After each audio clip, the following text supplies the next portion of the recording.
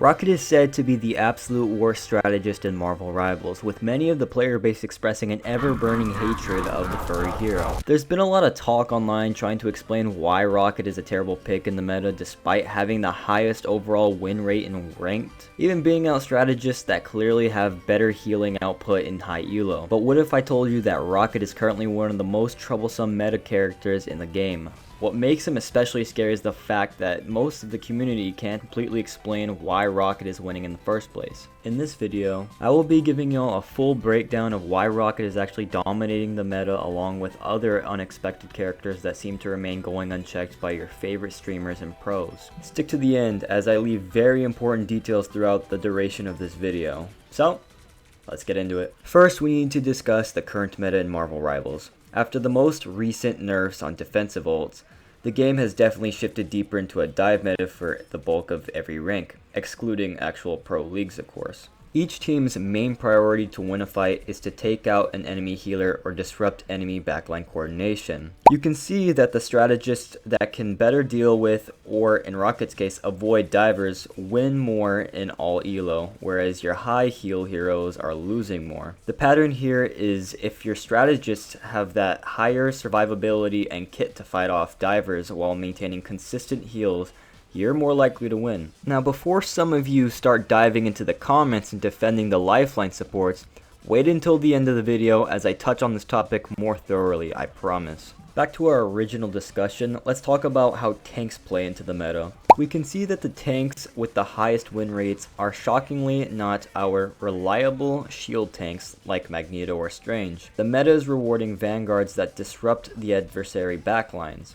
Captain is great at this as he's like a mosquito that never goes away or dies. I don't know if y'all have seen high elo Penny gameplay, but she can get picks and agitate the backline in a way that can't really be ignored. Groot is every strategist's worst nightmare with those walls isolating players from heals. Hulk just beats the fuck out of anything if we're being so real. I've been harassed so many times as a strategist by Hulk and we'll just say that he does his job very well. But why are the two strongest tanks on the bottom? I mean, their ults are great for taking out strategists and backlines, right? Not exactly. The reason their win rates aren't as high is because these are the vanguards most likely forced to solo tank, which ultimately correlates to them tanking their win rate as well. Not only that, their kit is meant mainly for holding the barrier of the front line. These tanks are mainly enablers, enabling your team by protecting your strategists while another tank can wreak havoc on the opposition's support. The most ideal comp has always been a 2-2-2, and this is one big reason why. And if we move over to check our duelists, you can see that your winning DPS is mainly what you would expect as dive. They're the DPS that can get in, get out, and try again. Why don't range characters win more? I don't know. Why is Black Widow on the bottom and still close to Hawkeye?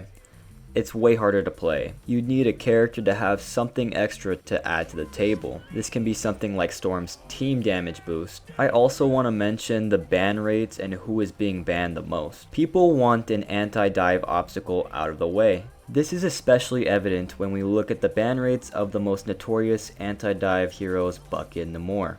We'll leave Wolverine, Storm, and Hela bans out of the discussion of bans due to the simple fact that they are just hands down feared strong characters that can fit into any team comp. Now that we've gone over the current dynamic of the meta and why some heroes are winning over others, let's go over Rocket's compatibility with the meta and different types of teams.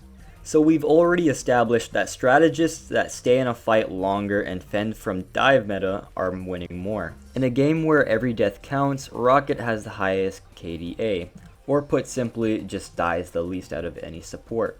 Not only that, but his beacon kind of acts like an eraser for any mistakes a teammate could make by getting KO'd, which are usually, yes you guessed it, made by divers, but your heal range is pretty much infinite, so you always heal those DPS in awkward off angles, aerial spaces, or opposing backlines.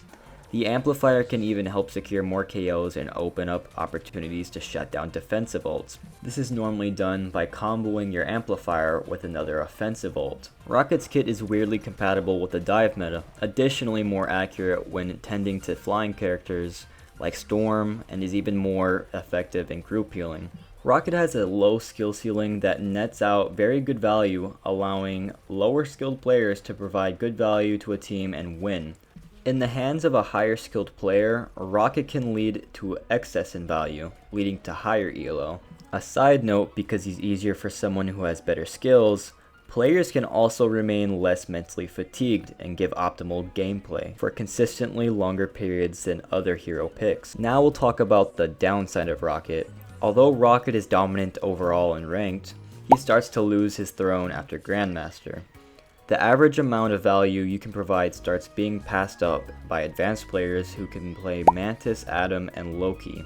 Since these characters have higher skill ceilings, more advanced players can squeeze out more value than if Rocket were being played. Now, I'm not saying this means that Rocket is being completely shut out of the meta in high elo, as his win rate is still among the highest when it comes to strategists. It just means that you may be more limited to providing the right type of value depending on each match. If your team isn't coordinating with your Rocket, Rocket doesn't have the high skill ceiling to fix that on his own. You'd either have to swap, or your team would have to swap altogether to fit his meta compatibility. This doesn't always mean triple support though, as Rocket can fare just fine in double support if the other strategist is a lifeline healer. My claim can be backed up by my own experience of playing as Rocket up into eternity, but if you want to run triple support, Rocket is definitely your man.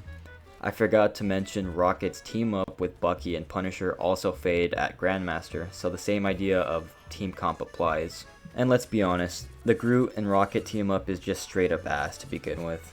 Rocket is a very strong competitor when it comes to playing as a support character, and has the stats to back it up, not to mention an extremely low ban rate to keep him unchecked. His strong suits are his survivability from backliners and his ability to support divers. The hate on Rocket seems to come from a personal bias from most players, and the low skill cap I think just pisses off streamers. But despite this, I would say he's a great pick for ranking up until Celestial. After Celestial, you'll definitely need to feel out whether Rocket is going to provide the right value for the team, or if you may need to swap for another hero to fit the team's needs. If you want to play him in high elo, you'd better be utilizing his full kit. And yes, I also mean using Bombard mode with amazing accuracy. If you're not shooting the enemy, you're basically throwing. As it stands right now, Mantis, Loki, and Adam have more potential for higher value in Eternity, with an emphasis on Mantis since she has the lowest ban rate and the current highest win rate. I would also strongly recommend supports with utility be coupled with supports with high healing output. Having 2 strategists, 2 DPS, and 2 tank is the most optimal, with those 2 strategists having different sub-roles. It's a very popular belief that a team is always better with 2 defensive ults. It can work, but it's false in terms of upping your chances in winning. This is another factor to why lifeline strategists like Luna have a lower win rate, despite being a very strong character. The strategists most picked are lifeline support, which means they're more likely to be coupled with each other on a large scale, correlating a dramatic tank in their win rates. For example, you shouldn't be pairing Rocket and Loki together, or Luna and with Invisible Woman. An ideal combo would be something like Rocket and Dagger, or Loki and Luna. The only exception that can be made for this is probably Mantis and Adam combo, due to their team up being debatably the strongest in the game. But even then, pros still run triple support to get 1 defensive ult with that comp. One final random detail I'd like to share is why Cloak and Dagger is so down on her wins more than any other lifeline strategist. The answer is her ult nerf was too great to bear, and Magneto still doesn't give a fuck. The speed up adjustment does not help in any case. I think her overall kit is on par with every other lifeline strategist, but her defensive ult just holds her back and kind of makes her more vulnerable than any other strategist. So in season 1.5, I can't say I would recommend playing her, as you might just get absolutely destroyed by a crushing Magneto ult, but this one's just my personal opinion. And with that, I hope you found this video was helpful, and if you did, don't forget to like and subscribe so I can keep putting out content like this for y'all. Thanks for watching, and good luck climbing.